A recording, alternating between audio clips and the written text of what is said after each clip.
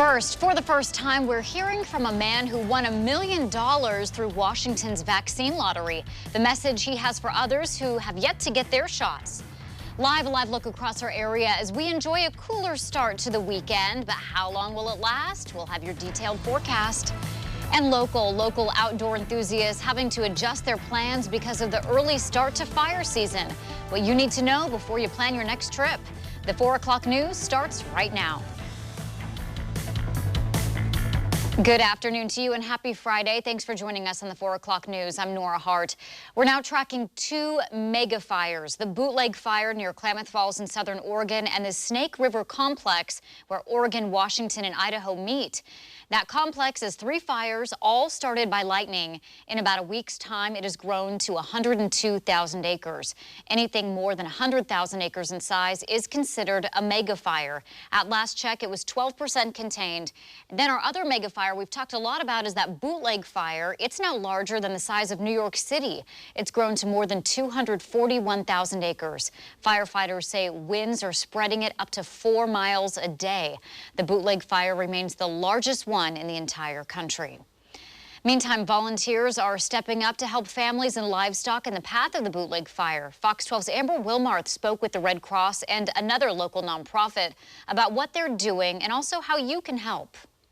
Right now, the Red Cross has a shelter set up at the Klamath County Fairgrounds for people impacted by the Bootleg Fire. And we've learned community members are volunteering as well to help where they can. I spoke to Connie Willard, the director of the nonprofit Project Spirit Horse Rescue. It's located in Klamath County, and she tells me they helped rescue more than 200 animals in the path of the Bootleg Fire. At first, they were all brought to the fairgrounds as well. At one time, we had horses and we've had rabbits and we've had dogs and we have cats and we have chickens and pigs and goats and those are all sheltered in an animal shelter with another local volunteer organization. Daryl Fuller is a volunteer too, but with the Red Cross. He says as an organization, they focus on people, getting them shelter, food, and emotional support. He says for this fire, community groups and nonprofits like Project Spirit have really stepped up to help the animals. If Red Cross doesn't do it, somebody else does. The Red Cross is just one organization that provides support when people are evacuated from wildfires or any other natural disasters. The Red Cross folks works with all the different government agencies that are involved and lots of other nonprofit organizations. We're told the animals have been moved to the Klamath Animal Shelter or to volunteer homes, but the Red Cross shelter at the fairgrounds is still there for families. Fuller says in the past week they've been there, they've had nearly 80 people stay overnight. Last night, he said 35 people. As someone born and raised in Oregon, Fuller says it's tough to see this devastation happen at his home. It's hard to see, Oregon by Oregon, the green forests, look like burnt matches. If you'd like to help or donate, we do have more information on our website, kptv.com. Just look for the online version of this story. Reporting in North Portland, Amber Wilmarth, Fox 12 Oregon. Amber, thank you. An early wildfire season could have an impact on some summer plans, especially for those planning trips for outdoor recreation. Fires can threaten homes, along with campgrounds and other outdoor activities. Fox 12's Drew Reeves has more on the impacts we're already seeing this summer and how you should prepare when going outdoors. Drew? Yeah, that's right. I mean, nobody ever anticipates being in the middle of a wildfire, but with how dry our conditions are right now, experts say it's something you need to be prepared for. Even if it's a simple hike in the gorge, it's better to be ready. As we've seen already this year, wildfire season can be unpredictable. New wildfires are burning regularly, and now we have two mega fires in or near Oregon. The Bootleg Fire is more than 241,000 acres. And the Snake River Complex fire burning along the Snake River in Idaho is burning more than 102,000 acres. It's not threatening recreation in Oregon right now, but officials are asking people to avoid some river recreation so helicopters can collect water. But other fires could be putting plans for some in jeopardy. We are keeping close eye on the Grandview fire because we do operate climbs in the Central Cascades. We have a climb out at South Sister this week, and I think another one at Three Fingered Jack. The Mazamas are a Portland climbing group that plans climbs across the state. They say climbers have to be cautious of avalanches in the winter and spring and fires in the summer and fall. One thing to consider with fires is that you may be perfectly safe going into an area, but if you've got a significant smoke situation with a high AQI score, it may not be very fun. While the Mazamas may be participating in more extreme outdoor activities, they say even day hikers need to be prepared for wildfires. The Eagle Creek fire a couple years ago, people in flip-flops who were out on the trail just really expecting to saunter up a trail a mile or two and back, got stuck out overnight and ended up having to hike like 10 miles. So the Mazamas say to bring food, water, and sturdy shoes, and always make sure someone knows where you are. They say to fill out those self-issued permits at the trailhead. Now, we had a situation a couple years ago where one of our teams got cut off by fire, and a fire that had not started when they went into an area, and the Forest Service got a hold of them and gave them alternative plans on where to hike out. And another thing when planning those outdoor trips is to know which roads are closed and which could potentially close if a fire were to spread. That way you don't get cut off. Reporting live in Troutdale, Drew Reeves, Fox 12 Oregon. Drew, thank you so much. Let's turn to our weather now. Obviously, it's a little bit cooler out there today, but we got to keep things safe and in perspective. Let's check in with meteorologist Ann Campolongo. Sorry. Oh, my gosh. My computer just died on me, so I just lost it here. Let's see if I can get it to work. Okay.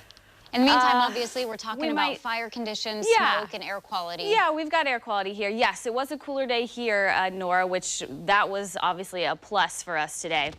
As far as the weather goes for the weekend, we're actually kind of going back to a little bit of a warmer pattern as we head into Saturday and Sunday. Here's what it looks like outside right now as far as air quality goes. No issues here west of the Cascades, and again, that hasn't been a problem for us so far this summer season. Even places in Central Oregon still reading in that good category here. At this hour, the places that have the issues so far are out into well into eastern Oregon and also into Idaho. But for now, air quality is looking pretty good, especially in northeastern portions of the state, and still reading in that moderate category out towards Idaho as well. We'll have a closer look at the weekend forecast. I'll have that coming up in just a bit. Okay, and thank you. Police are investigating two overnight shootings that happened just hours and miles apart. The first happened around 10:30 last night near Southeast 72nd and Woodstock. That's near Mount Scott Park. Then about 30 minutes later, gunfire erupted near the intersection of Southeast 30th and Schiller.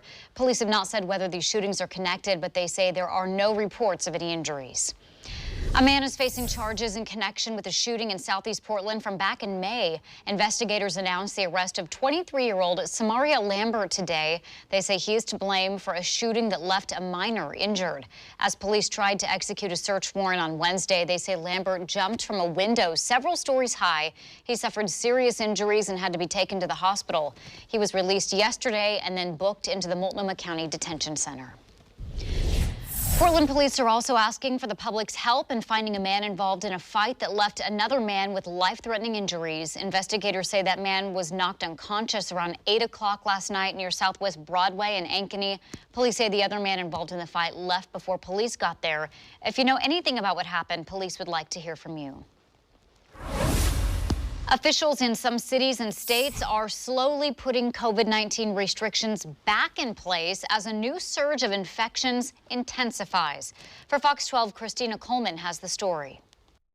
The numbers keep ticking up. COVID cases in the U.S. increasing 70% over the last week, with deaths up 26% as the Delta variant spreads more quickly across the country. One of the hardest hit areas, Los Angeles, where public health officials have re-implemented an indoor mask mandate for all residents, vaccinated or not, following 7 straight days of 1,000 new cases or more in the county. We've seen high numbers of COVID over time. We also are a little bit behind on our vaccines in the community, and as we're seeing the spike recently in LA County, is just really concerning. Some neighboring cities like Long Beach are also putting mask mandates into place, but a growing number of critics say officials should be putting their resources into getting shots in arms, saying it's the only way to stop the spread. We have to vaccinate the unvaccinated, not mask them, vaccinate them. The people that are getting COVID are unvaccinated, and that's where the focus needs to be. President Biden getting a briefing from his COVID response team on Friday as the feds make a major push to bring up vaccination rates. COVID-related hospitalizations were up 36% last week, and virtually all new patients were unvaccinated. Health officials say that underscores the effectiveness of the vaccines and the need for Americans to roll up their sleeves. If you're fully vaccinated, you are protected against severe COVID, hospitalization, and death, and are even protected against the known variants, including the Delta variant. The indoor mask mandate goes into effect here on Saturday night. There's no word on how long it will last. In Los Angeles, Christina Coleman, Fox 12, Oregon. A motorcycle mechanic from Washington is $1 million richer tonight thanks to the vaccine lottery. Cameron M., whose full name is not being shared, was announced as the winner of the Shot of a Lifetime campaign. We know at this point that he's in his 20s. He lives in King County. He says when he got the call at first, he thought it was a scam because he didn't even know that Washington had set up a lottery. Now he's encouraging others to get the shot, not for incentives like this, but just to keep others safe. I don't want to tell people what they have to do. I just want them to do what they feel is right. Like, that's how I felt. I felt like it was right for me to go get vaccinated. And that was my gut. I did it like near the very beginning with the public. So it wasn't like I knew about this and got vaccinated. Like, I knew about it when I got the call. So I didn't even know this was a thing. Cameron says he won't be quitting his job. He plans on talking with a financial advisor to figure out how to best invest that money. The 4 o'clock news is just getting started. Still to come, many Oregonians hoping to clear dead trees from their yards will likely have to wait a while. How recent wildfires are having an impact on arborists. Then Washington issuing a warning about shellfish, why they believe they're seeing more infections linked to the food. And an incredible story of survival out of Central Oregon, how a man says he made it more than 2 weeks lost in the wilderness. You're watching the 4 o'clock news. First, live, local.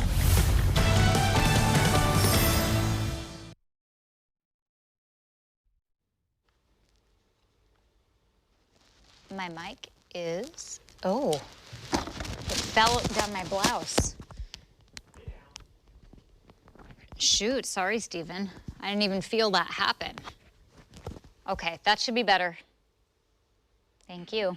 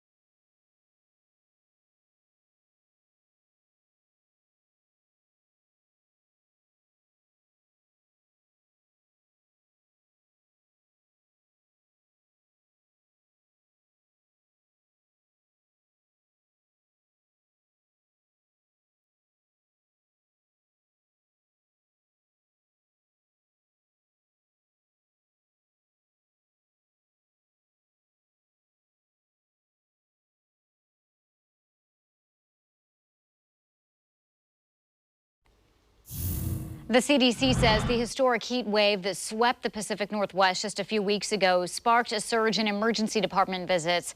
In a new report released today, the agency said Oregon and Washington were most affected by the record-breaking heat. Idaho and Alaska saw more than 3,500 heat-related emergency visits from May to June.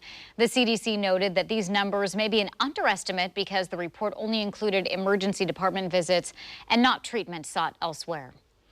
The recent hot weather plus low tides in Washington are being blamed on a spike in shellfish-linked infections. The Department of Health says reported cases of vibriosis have already surpassed the highest number ever recorded for the state for the month of July. The illness is often caused by eating raw or undercooked shellfish, especially contaminated oysters. That type of bacteria thrives in warmer water, and when the tide is this low, it can grow quickly. To prevent this illness, you should make sure you cook shellfish thoroughly, and if you're harvesting them, bring a cooler with ice to make sure they cool down immediately. In just hours, a fire ban goes into effect at Crater Lake. It's because of the extreme fire risk in the southern part of the state. No wood or charcoal fires will be allowed anywhere in the park. You can still use camp stoves, but only in areas clear of flammable material within 5 feet in all directions. The ban goes into effect right after midnight tonight and will stay in place until further notice. A Roseburg man who was lost in the woods for 17 days is now sharing his story of survival. David Ochoa met him and has the story. But I wanted one more day. I wanted to get home to see her and so many others.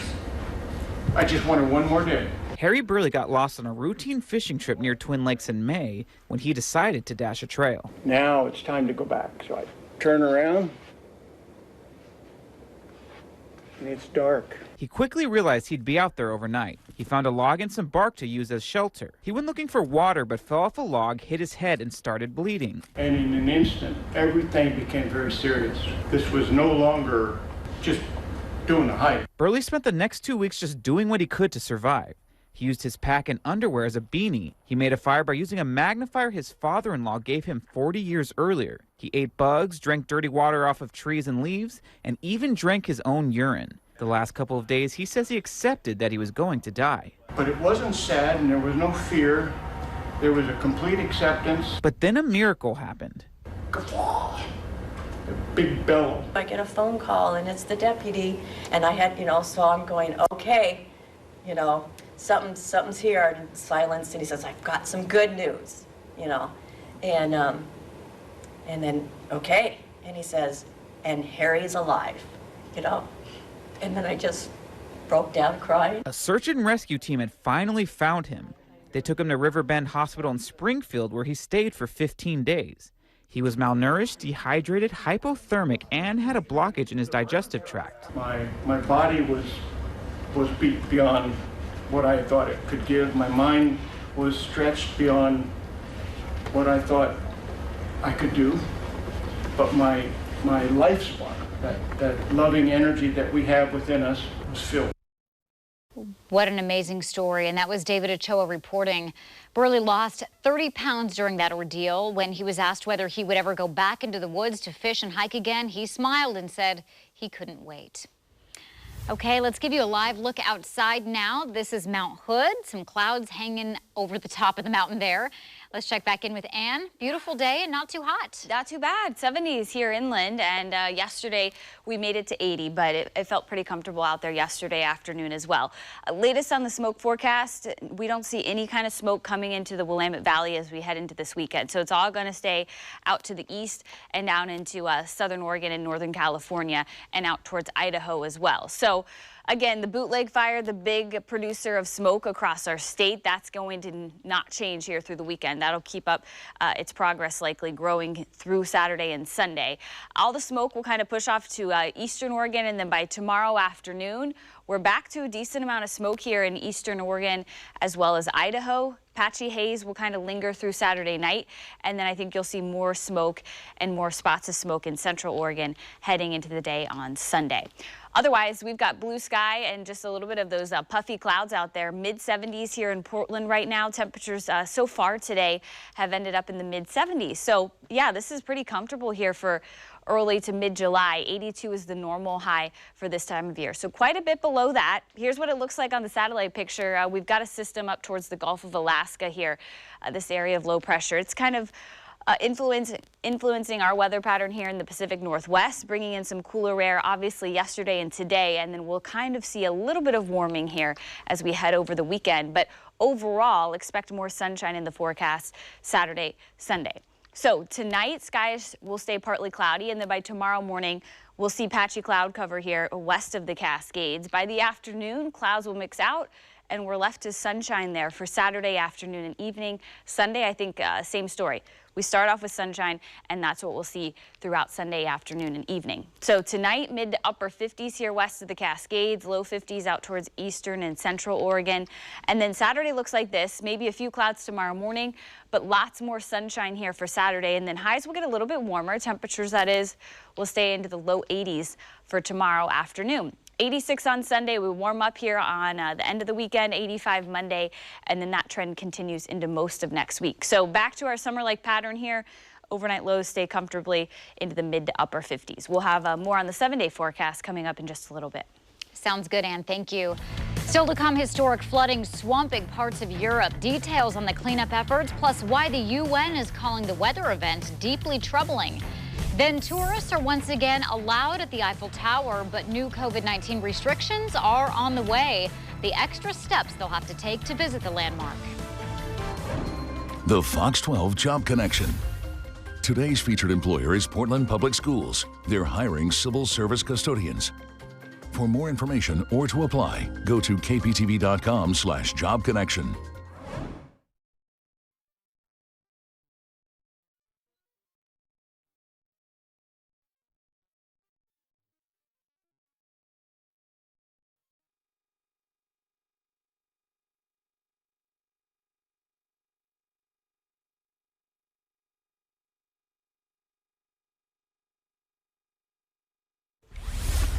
Hi, I'm Fox 12 meteorologist Dan Campolongo. Tonight, skies will stay partly cloudy here this evening, and then overnight lows are dropping back once again into the mid to upper 50s under a mostly clear sky tonight. By tomorrow morning, we're left with a mix of sun and clouds early on, and then the afternoon hours looking mostly sunny. Highs will stay in the low 80s tomorrow. 7-day forecast looks like this.